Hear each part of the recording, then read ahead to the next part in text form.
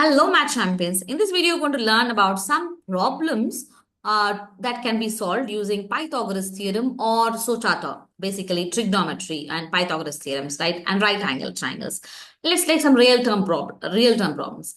Let's say a problem says there is a ladder which is ladder 15 meters long, 15 meters long ladder. Okay, and that ladder is standing against a wall. So let's draw a wall. Okay, this is the wall. Okay, and this ladder is standing here like this. Okay, so this length is 15, and they say the bottom of the ladder is 6 meter away from wall, away from wall.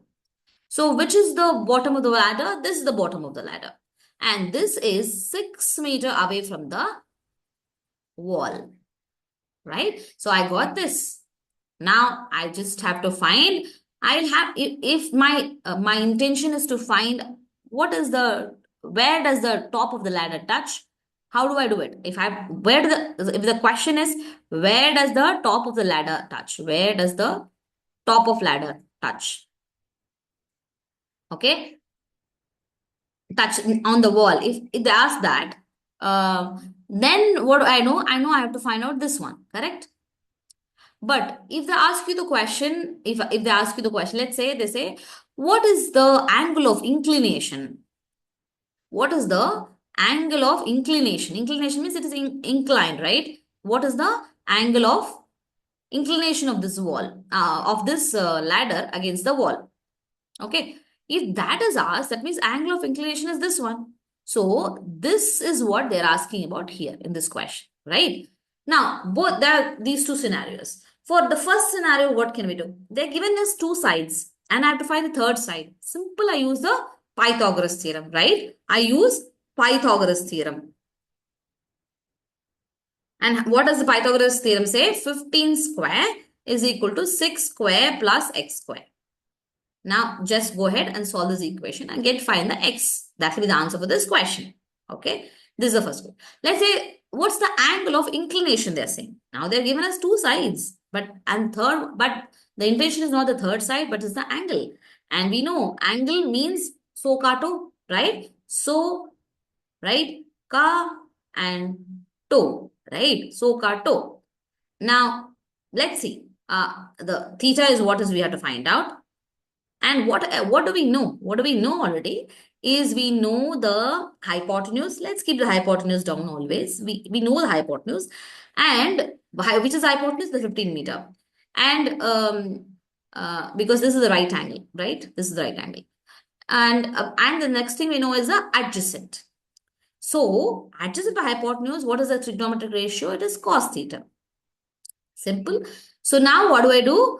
Adjacent is 6, but hypotenuse is 15. So again, go ahead, as we explained in other videos, go ahead and find the division 6 divided by 15, and then you will get that, and then theta you can do by cos inverse of that, whatever division answer you get.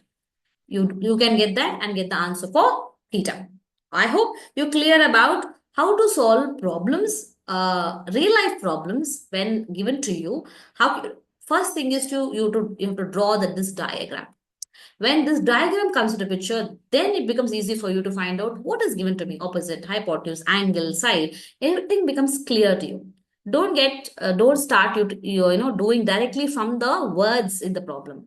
Always make the words into a picture so that it becomes easy for you to figure out which one to use. Is it the Pythagoras theorem or Sokato? What is it that I have to use? Both the scenarios I've explained here. Go ahead and solve some real life word problems, and then you have mastered Pythagoras theorem and Sokato. Of course, these are the only two basic concepts of trigonometry. There's a lot to learn, and once you master it, then you become happy and keen on learning further topics. Once you've not mastered this, you'll get stuck in the future. And what is the secret to mastery?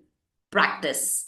Solving on your own, not looking at the textbooks, not looking at the example answers. No, start practicing and solving on your own. Yes, you will get stuck in the beginning. No problem. Try it again.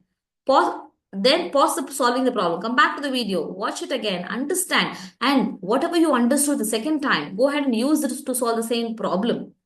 Okay. Once you cannot solve the problem, don't go ahead and check the solved solution for that problem. No, no, no.